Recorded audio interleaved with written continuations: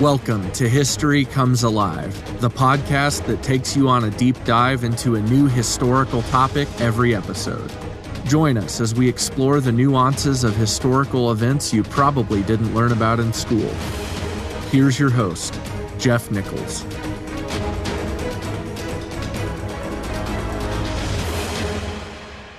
The king is dead. A lot of Irishmen are dead. Their carnage was not over, but Cromwell's time was.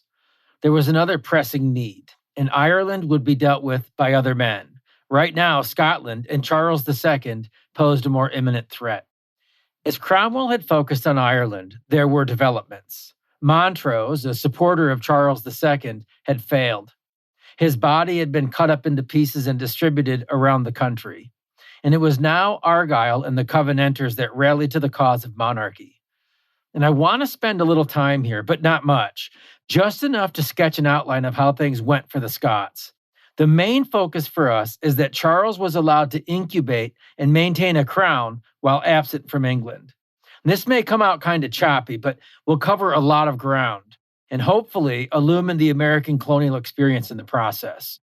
So I hope when we're finished, we walk away with a much better understanding of what was going on in England, and then again, when we jump back across the Atlantic, how that impacted the colonial experience. So, at any rate, Charles was offered a deal by the Scottish government. An awful, odious deal. A challenging deal from the Scots, but one whose endgame was Presbyterianism for all. Here's the question. What would you do to secure a position, a lifelong ambition, an entitlement? What would you ask someone else to do? The deal was that Charles would accept the covenant and establish Presbyterianism, and they would give him the crown and invade England, where they were sure that the Royalists and the English Presbyterians would rally to the cause against the Republicans and the regicides. It might seem pretty easy in today's homogenized world to just cast aside one church organization for another. But consider it from their perspective. Charles was supposed to throw away Anglicanism, betraying both his father and those who fought for him, as well as his own convictions. It was not an easy decision. Even the Queen doubted that she would ever be his counselor again, but he did decide to embrace the monarchy offered. It was an agonizing decision. One of the Scottish representatives in Holland who had presented the opportunity to Charles said this, quote, "We made him sign and swear a covenant, which we knew for clear and demonstrable reasons that he hated in his heart. He sinfully complied with what we most sinfully pressed upon him." End quote. The misery did not stop with the agreement. Along the way, there were details explained to him of how things were going to go. And then, from his house in Aberdeen where he stayed, he could see the shriveled hand of Montrose nailed to the wall. Now remember, Montrose's body had been hacked into pieces and shared around the country. Aberdeen received the hand. And Charles and Montrose had been friends, as if he needed a reminder of the seriousness of which everybody was playing the game right now. There it was. Charles attended the Presbyterian church, and he listened to tons of sermons and prostrated himself in the church that he detested, the church that had caused his father so much grief. You remember, the Scots knew the difficulty, and they could probably imagine how Charles felt. I mean, after all, it hadn't been that long ago that Charles I had tried to force upon them the common book of prayer. I'm sure the irony escaped nobody at this point. So again, what would you do to secure a position, a lifelong ambition, an entitlement? What would you ask of somebody else? Seriously, what would you require of someone else? I mean, the question is almost a double-edged sword. The Scots wanted a monarchy and would suffer the son of the previous sovereign who had caused them division, and they would so commit to the cause that they would invade England. And Charles, again, would have to betray his pedigree, many of his supporters, and his own mother. But in the end, the deal was made. The Scots forbade anyone who had taken part at Preston 2 years prior from taking part in this new campaign, which deprived the expedition of thousands of seasoned men who were replaced by basically rank amateurs, men of little to no military experience. And it doesn't seem too swift to me, but they did have the support of both France and Holland, so that helps. One last truly humbling or embarrassing statement was required by Charles.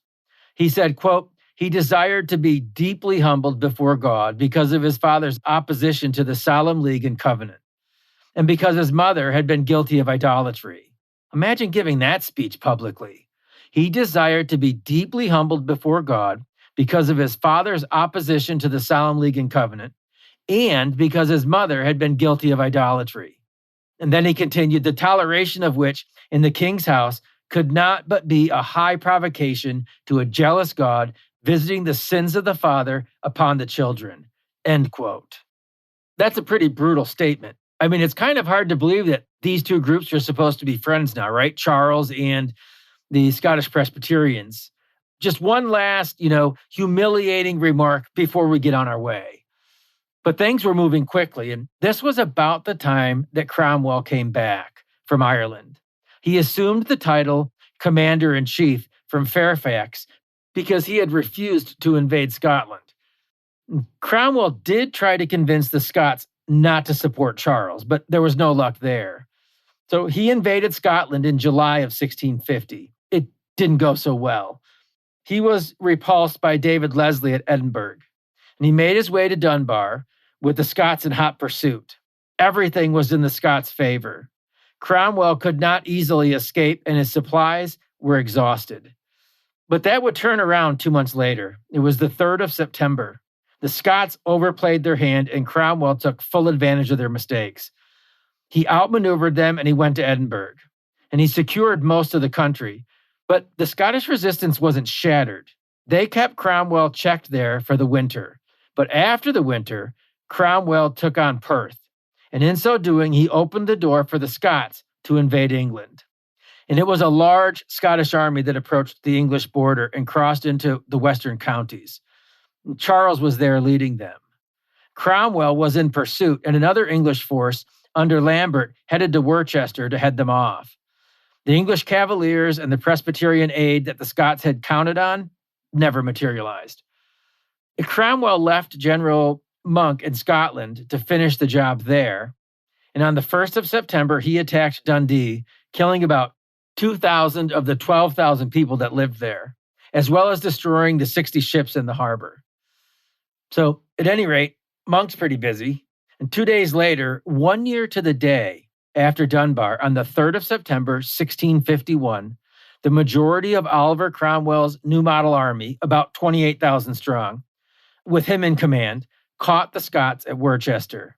And there he crushed the 16,000-man army and subsequently ended the English Civil War. And it took Charles 6 dangerous, scary weeks to make his escape to France. With the hostilities finished and Charles out of the country, Scotland would be a part of the English Commonwealth under the Tender of Union from February 1652 until the Restoration in June of 1660. I mean, actually, even though they were declared to be a part of the Union, the act itself was not passed in Westminster until 1657. But for all intents and purposes, they were a part of the Commonwealth. They were supposed to receive 30 seats in the English Parliament, but there were a lot that were either unfilled or co-opted by the English, so they really didn't have any voice or influence in Parliament. The localized, national Scottish government itself was to be run by a group of 8 commissioners, and they invariably undermined the nobility. But that didn't last. In 1655, it was replaced by a new Council of Scotland, which made attempts to win over the nobility. The Scottish legal system was suspended, but overall order was kept and uprisings were suppressed. Overall, these years were highly taxed but prosperous for Scotland. There was religious toleration for Protestants. It wouldn't be until after Oliver's death and his son Richard's resignation that General Monk would march the army in Scotland into England and restore the monarchy in 1660. But what happened in England during these next few years directly led to the Restoration. So let's spend a few minutes here. This was a strange time in England. We'll back up a bit, but primarily we want to see what an Oliver Cromwell, Puritan, Republican government looked like, especially since they had committed murder to achieve it. They were leaders, but also represented only the minority view. Like so many things in life, they would find out, Oliver Cromwell would find out, that there is a wide gulf between being the opposition or offering criticism, even if it's constructive, and actually leading, actually making the decisions. We've all experienced this in our own lives. At one time or another, many of us have been the criticizers. And at one time or another, many of us have been the targeted leader. Over time, what the maturing and reflective participant in this charade realizes is that perception and opinion don't match reality very often. Emotional affinity to a failed idea is just that, emotional affinity. It cannot move the ball forward. We see this in our political system today, don't we? I mean, gone are the days when the power brokers actually tried to solve contemporary problems. And equally gone are the days when the opposition has any more inclination to solve problems than the current leadership. That seems obvious to me because when the opposition gets their opportunity, they seldom do a whole lot better. It doesn't matter what side of the aisle you're on. I mean, think about that. Isn't that true? What's happened to the organized society of just a few decades ago? What happened to education or immigration or law and order, integrity and accountability? What we've seen is the rise of whataboutism, of self-justification or group justification, unapologetic hypocrisy. And sadly, those character traits in our leadership have trickled down from the top. Well, anyway, back to England. Would the regicides do any better than Charles had? Would there be more cooperation, more inclusion? Would there be a better body politic? So if we back up, starting in 1648, the Parliament had been purged of any dissenting voices from the Puritan Republican position. And this was called the Rump Parliament. This era, post-monarchy, did begin with a measure of competence during the war years. I mean, don't forget, the masses wanted the monarchy, but overall they, the Rumps, should get a passing grade. I mean, there were taxes, especially for the Catholics and Royalists. There were land transfers that would never be reversed. A lot of folks lost generational property, and a lot of folks gained where they never would have before. So there were some divisions there in the nobility and the upper classes among the landed classes and estates. But on the other hand, the Rump Parliament was nationalistic. I mean, remember, mercantilism was on the rise. Colonialism was on the rise. Money was being made, fortunes like never before. It was not just England. A lot of folks were cashing in on the new global markets that were emerging. Parliament moved to protect English interests. They passed the Navigation Acts, which prevented imports that were not on English ships or from the nation of origin. Also, as we discussed, the colonies' trade was supposed to go through England. The mother country was to profit all along the way. And so it is, here we get a good look and a clear view of the power of tariffs and regulated trade. And that is the power to provoke, because it provoked the Dutch all the way to war. They may have been like-minded in the affairs of religion, but they were also competitors. And this was the first of 4 Anglo-Dutch wars. And it was also the first war in English history fought for mostly economic reasons. And again, considering the religious climate across the continent, it is odd to think that this war posited Protestant nation against Protestant nation. And this was largely a battle at sea, and the English excelled with Robert Blake at the helm. He organized the Navy, he gave it discipline and unity and order. So everything was moving right along and going pretty well, while Oliver Cromwell was busy at war out of the country. But in the midst of all of this activity, the wars ended, and Cromwell came home. Really just before a lot of fallout from the Rumps' leadership. But at any rate, for the first time, reality and peace prevailed in a post-monarchy England. The king was gone. The lords were gone. The church was vulnerable. Parliament was a shell of what it had been, not just in numbers, but in ideas. It was very single-minded. The nation was divided. It was the Rump Parliament against the people. They weren't very inclusive. People were not being represented. And here's where the real trouble started. Oddly enough, it would be Cromwell against the like-minded Parliament. Cromwell did not like the war with the Dutch, first of all. He preferred a union of Protestant nations to harass Catholics. He didn't like the licensing acts or the treason acts. I mean, the government would decide who would preach, and they would define what treason looked like and who had committed it. Yeah, it does seem a little hypocritical, doesn't it? It seems like every time you have one group usurp another in a nation's politics, they become what they claim to despise. They become what they displaced. So to Cromwell, the Parliament was prideful, ambitious, and self-seeking. I mean, it gets interesting because the issue is that these guys, Cromwell and Parliament, had the army, and they could do what they wanted. The issue is that Parliament and Cromwell had different views on things. And at the end of the day, they all did not share the army. It actually was Cromwell's. So he was the real power broker, whether he wanted it or not. I mean, he's a strange guy. He repeatedly, seemingly reluctantly, assumed sole responsibility for the government. This would just be the first time. So Cromwell had seen enough of the Rump Parliament, since his return. And he was quoted as saying, "These men will never leave till the army pull them down by the ears." And so, on the 20th of April, 1653, he went to the House of Commons with 30 men. He took his seat among the MPs and observed the session for a while. Then he got mad and took over. He addressed them, and his anger grew. And he concluded his address with, quote, Come, I will put an end to your prating. You're no parliament," end quote. Now imagine the scene. He shows up, not just 30 men, he shows up with 30 armed men, soldiers. And he sits and he listens for a while, and his ire was raised. And then he gets up and he addresses them, strongly with this speech. And then he tells them, quite frankly, that he's going to put an end to them. And then his men cleared the room and locked the door. Remember the uproar when Charles had entered Parliament unannounced and attempted to address them? A lot of these guys, if not all of them, had been pretty upset with that. I think what Cromwell just did was worse. But at any rate, he's now in charge.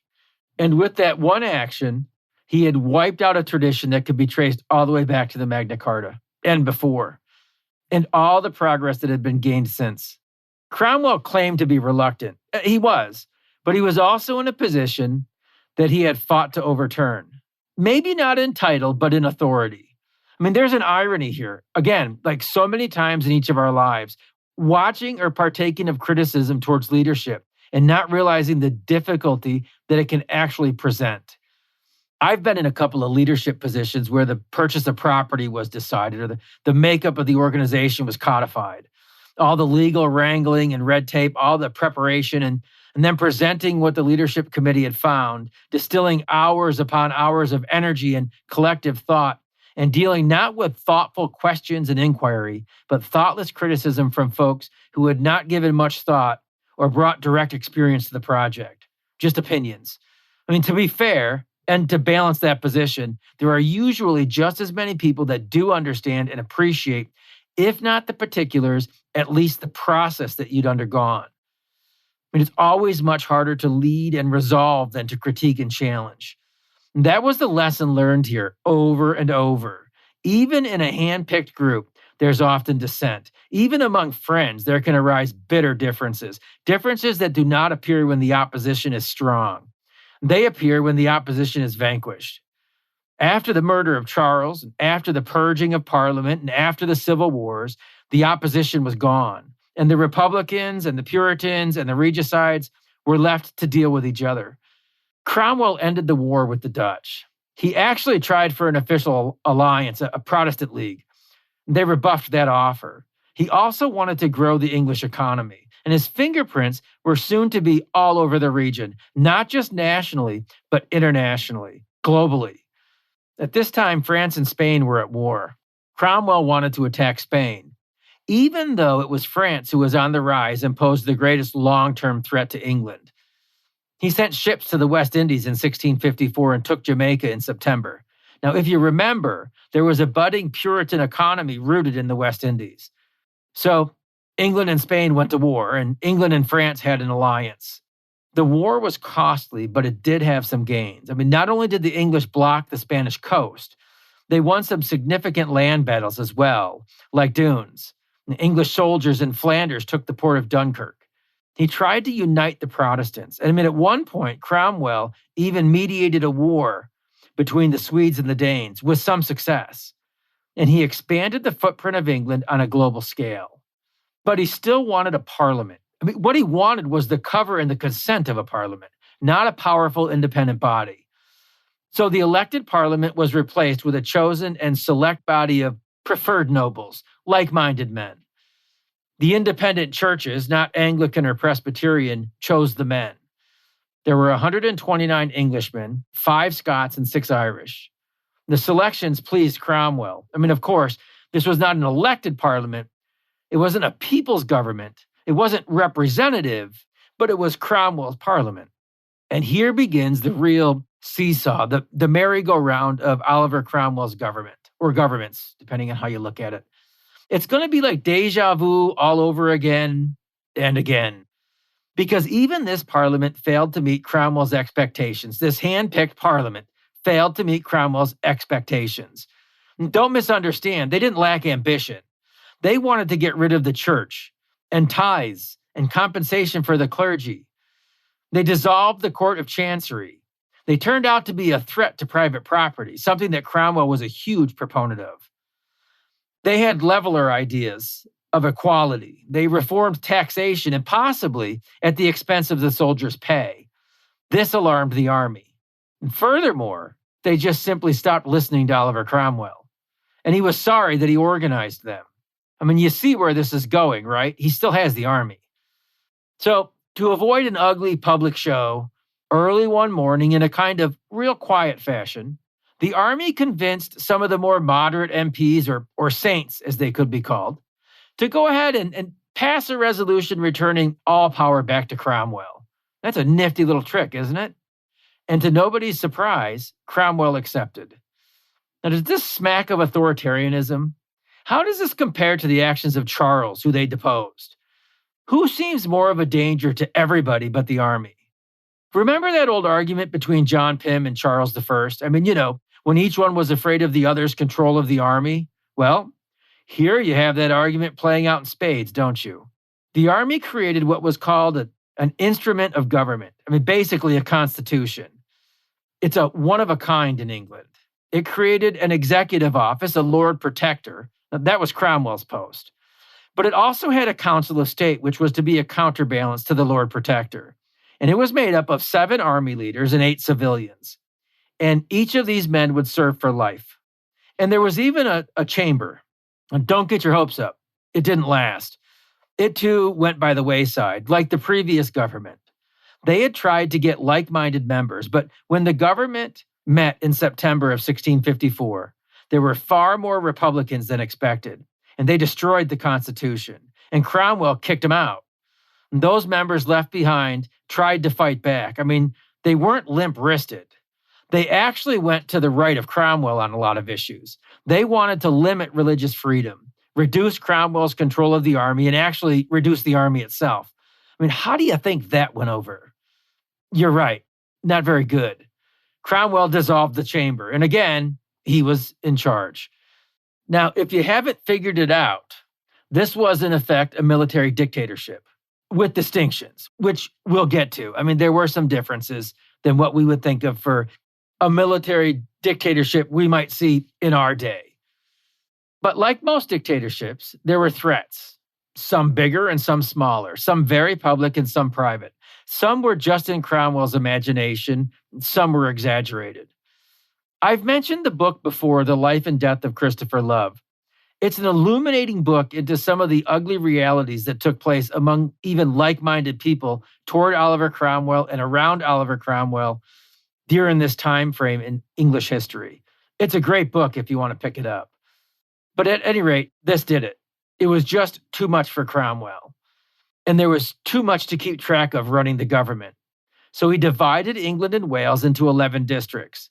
And he placed a major general over each with troops. And they had 3 specific jobs. Now pay attention and ask yourself, how do you think this was perceived by the people? How would you like it? The first job that they had was to keep the public order. Okay, so far so good. We all like organized society and the rule of law. The second thing they were to do was to collect special taxes from noted Catholics and Royalists. Okay, not so good. They had a working political enemies list. Well, maybe not enemies in the traditional sense, but maybe just political opposition. And thirdly, there was the enforcement of Puritan morality. Okay, That's another of the not so good policies. And we'll highlight some of those convictions in just a few minutes. So again, you do see what's happening here, right? This is a scary place to live. For those that might have some power, clout, notoriety, in hindsight, this was all pretty predictable. And we should always keep our eyes wide open. It's good to cheer for our side and fight for, the things that we want, our causes. But it's also good to recognize the danger signs of too much of our side. This was not the worst part. The worst part for the nation was the expense of the war with Spain. Oliver Cromwell had become exactly what he loathed. He had become a caricature of Charles. He needed money. And to get that money, he needed a parliament. Except he couldn't work with a parliament. He couldn't work with any parliament. The plan was, drumroll please, wait for it, to pick an agreeable parliament. Yes, we've been down this road before. But the popularity and romanticizing were gone. There was opposition everywhere. And the new parliament was packed with anti-military dictatorship type folks. Imagine that. And from this group, Cromwell kept about 100 MPs from even convening. And because of that, dozens more refused to be seated out of protest. This is an ugly mess. I'm guessing even more people were longing for the return of the monarchy at this point. Just make it stop. Just give us some semblance of tradition and continuity. Well, a group of lawyers and power brokers made the decision to offer Cromwell the crown. Their humble petition and advice in 1657 called for the restoration of a monarchy and a re-established two-chamber parliament. Now, it's 1657. Cromwell's not going to be around a whole lot longer. But before we go there, Cromwell was actually open to the idea. Guess who wasn't? The army. Guess who had the real power? The army. So in May of 1657, Cromwell accepted the bulk of the Constitution without the kingship. But the way was now open for the return of the monarchy. Even Cromwell's political enemies were allowed back into Parliament. He had allies there as well. The system may well have worked, except Cromwell was paranoid. He was convinced that something was up. So, just when everyone should have been reasonably happy, a time when England had the most functional parliament yet, he dissolved it in January of 1658. Are you tired yet? I am. They all must have been. I'm getting a little bit older, a little more sensitive to wasting of my time and energy. Don't get me wrong, I waste a lot of time and energy, but it's wasted more and more by my own decisions and my own actions and not being dictated by other people. And think of all the people and expense and energy that kept being pushed aside and marginalized. Good men, maybe even bad men. But what a waste, really. By this time, it becomes apparent things were really not good. I think Charles had done better during the 30s when he enjoyed that decade of his personal rule than Cromwell and his cronies were doing right now. Now, there were some good things during these years of political wilderness. Well, there were some not so good things too. Let's talk about some of those. The press was suppressed, and there was a lot of intimidation. But on the other hand, there was a continuous, unsilenced voice of opposition. There was never a Cromwellian party, so to speak. Private property was respected. There really weren't that many people put to death for political crimes. And people were afforded trials.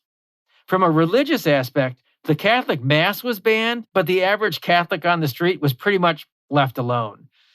The Quakers did see hundreds of their own thrown into prison. But even in this, Cromwell, he chose his own path, he chose his own battles. There was an instance where he actually intervened on the behalf of a Quaker and a Unitarian who would have been tortured and killed by Parliament otherwise. And the Jews were welcomed back into English society at this time. And it does seem to an extent that the common people basically saw a little day-to-day change. They were still basically under common law, except there were those pesky Puritan moral codes and policies. And I have to say, there are certain sins or proclivities among men in all societies that exist, whether you like it or not. You can't legitimately legislate and enforce morality. You can punish conduct, but that's only if you catch it. So adultery was punishable by death, and drunkenness was not tolerated, and a lot of bars were closed. Swearing was punishable by fine. Church attendance was compulsory. Walking any great distance on the Sabbath could be punished. You could even be punished if you visited a nearby church to hear a sermon, if it wasn't your church. The feast days were abolished and replaced by monthly fast days. Even Christmas was canceled. Well, the festivity of it all. It was to be a solemn day of reflection. Now, on the flip side of this, Cromwell himself could be fairly indulgent. He threw some lavish parties. Apparently, his daughter's wedding reception was quite a shindig. Anyways, I think I did mention this a few weeks ago, but on Christmas, there were actually soldiers on patrol to sniff out any feasts or celebrations and confiscate the food. Like literally sniff out. Like they walked down the street, and if they heard somebody celebrating or people celebrating inside of a house, they would put a stop to it. But they would also smell the air. And if they smelled a feast being cooked and prepared, they would barge into the house without any real consent, legal right, and they would confiscate the food. Now, how popular do you think the Cromwellian Puritan societal model was? Add these insults to a population that had already wanted the king back. I mean, it's like the frog in boiling water, right? Eventually, the government apparatus will just be cooked. So much for toleration and representative government, right? So much for getting rid of autocracy and dictatorial rule. Even sports were banned, wrestling, horse racing, things like that. All along, the rich and connected were getting richer, and the people were getting stiffed. Those who played ball and had influence got more. In that scenario, obviously, there were losers. Some of those losers had been people of means. Look, after all the years of strife and misery, these people just wanted their traditional ways back. They wanted their country back. Think about the last 30 years or so in England. There was like an entire generation, and then some, that had no idea what it had been like. And all the while, most of their older neighbors, friends, and family were telling them how good it used to be. I'll bet it looked a lot better from a distance. It always does, right? The romanticizing. The good old days aren't always so good, really. And this was the same 30 years that New England had been allowed to incubate, to grow, to prosper, to develop their own sense of individualism. And here again was another society that had grown a generation up that had no personal memory or fondness for England. At best, they too were being told tales of romantic proportion, both good and bad. Remember, these were the dissidents that had been allowed to move away and create their own unique subculture. Well, this whole generation, and frankly, all subsequent generations, would be beneficiaries of all of this chaos. The monarchy that had been would never fully return. The people had gained a measure of liberty they didn't have. And a lot of that gain was a direct result of the stubbornness of Charles I and the strong actions and vision of Oliver Cromwell. He may have his checks and balances, he may have wins and losses, but the real power and the real break from autocratic monarchical rule happened because of him. What should his legacy be? From whose point of view should we understand it? He's a lot like John Underhill. Do you remember when we developed his life about a year ago now? I think we spent like 5 weeks on John Underhill. He was a monster. He was a tool. He was a sinner. He was a saint. He was diligent in his assigned tasks. He was isolated and celebrated. You didn't want to cross him. Yet, he served both the English and the Dutch with distinction, if you're looking at it from their point of view and getting their objections taken care of. And many times he did subject himself to the governing authorities. I see Cromwell the same way. I wouldn't want to have lived under his rule. But I recognize from 400 years away that he and his co-conspirators and his army did play a major role in shaping our early colonial culture. So was he a good guy or a bad guy? And judge him by the standards of his day, not ours. Was he any worse than anyone else? Or was he just better at playing the game? He did manage to defeat and to hold at bay all who would challenge him. When I think about guys like John Underhill or Oliver Cromwell that way, I wonder how future generations will judge some of our contemporary politicians. The ones that are hated by half the people and supported by the other half. The ones who always have a seat at the power table, but are always a lightning rod for policy issues. People always mention specific politicians every election cycle as if this will be the one that they get cooked in. It's usually not the case. These people seem to have a knack for delivering what their constituents want, those people that are voting for them, enough to override any opposition. Are they good? Are they bad? That's up for interpretation. But what I can say with relative surety is that they are better at the game. Cromwell was not perfect, but he was pretty good at playing the game. I can admit that. And again, I'm not a big fan for so many philosophical and ecclesiastical reasons, but he was good at what he did.